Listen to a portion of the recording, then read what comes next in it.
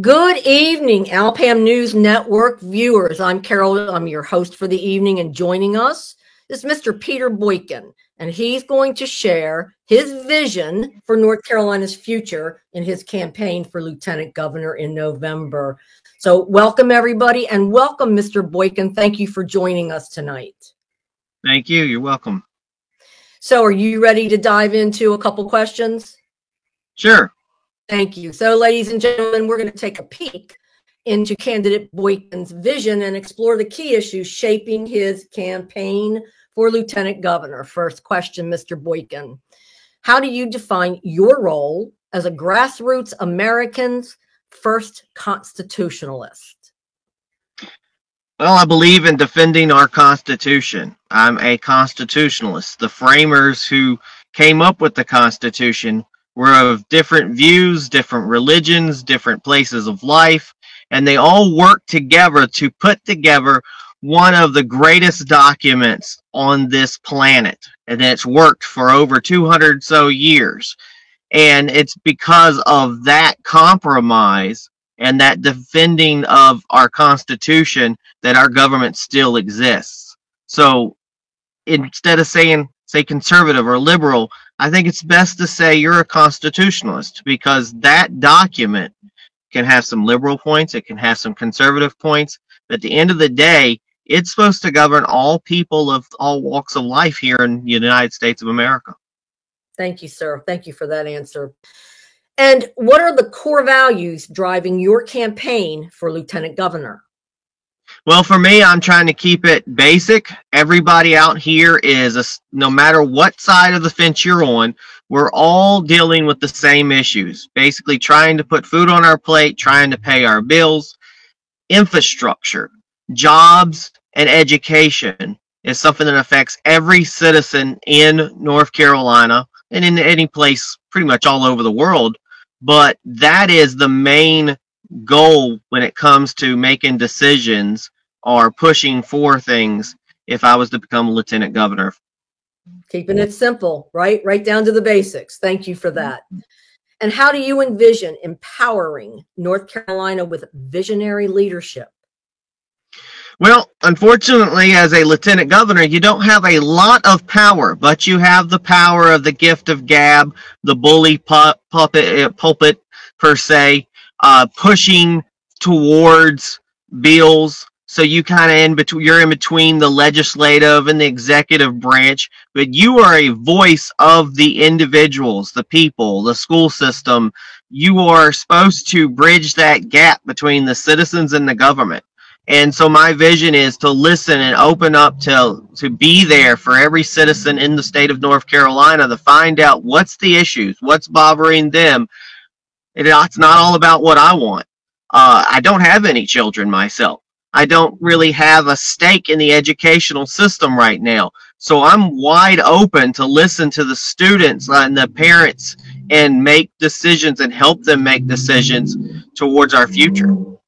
Excellent. No built-in biases there. And you are that liaison. Thank you. And sir, what specific issues do you prioritize for the state's future?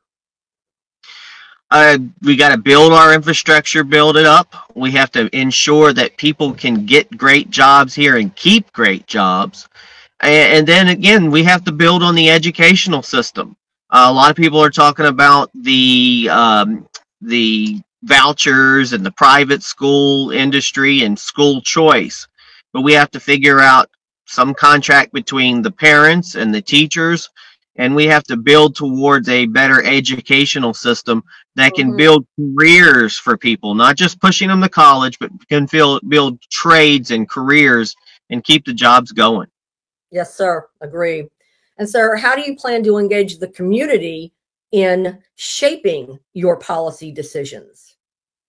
Well, for one, there is a lot of city council meetings across the state of North Carolina. I would like to probably join in as a speaker, like an everyday citizen, to come and speak at those meetings.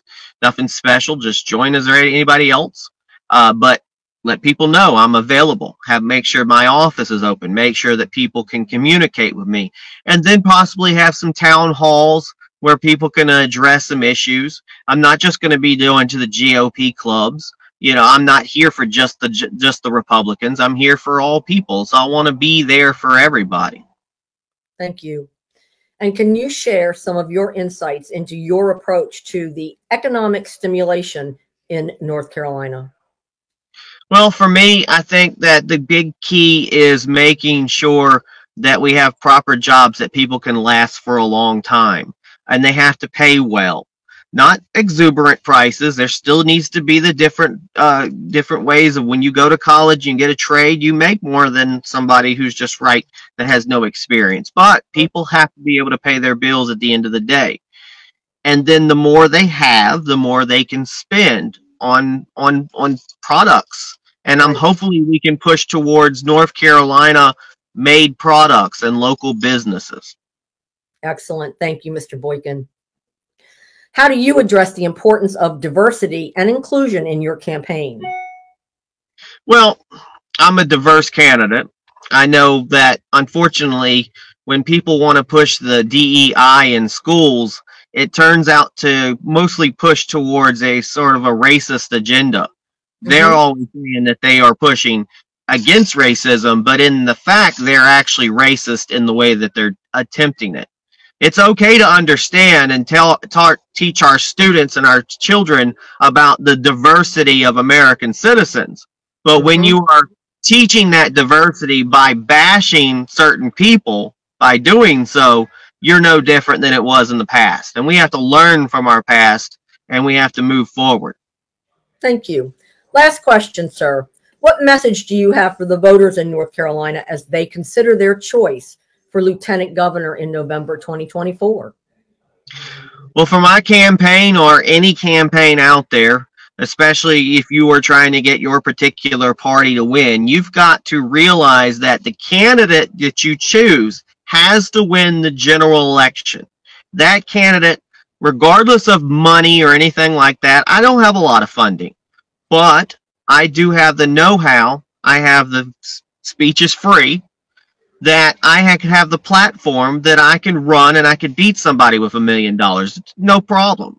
You have a lot of candidates out there that have millions of dollars and still lose, and you have a lot of people who don't have anything and win. Politics wasn't supposed to be about money. It wasn't supposed to be about a popularity contest. It was supposed to be about who can do the best job for all of the citizens, not just some of the citizens. And I tell people every day that all votes matter. Yes, sir, they do. Thank you for that. Mr. Boykin, thank you so much for spending a little bit of your evening with us today. And ladies and gentlemen, this is Carol. Thank you for joining us tonight. And until the next time, stay safe and stay healthy. Thank you so much, Mr. Boykin. Good night. Good night. Don't forget to vote now. Vote, vote. Gotta take it back the old school way. Gotta give it to you raw. Ain't got time to play. We're slipping bad in politics today. We'll bim bamboozle like modern day slaves. Gotta tell you that's not how it's supposed to be. Take a little advice from your homie Lester Finney. It's a dirty game. Yes, politics. A game that keep putting us in the mix. We don't play it well cause we don't know the game. Then we don't vote. Then we want someone to blame. We gotta step back and take a real good look. Congress document this stuff in their law book. People died and fought for you to have voting rights. Now we have a couple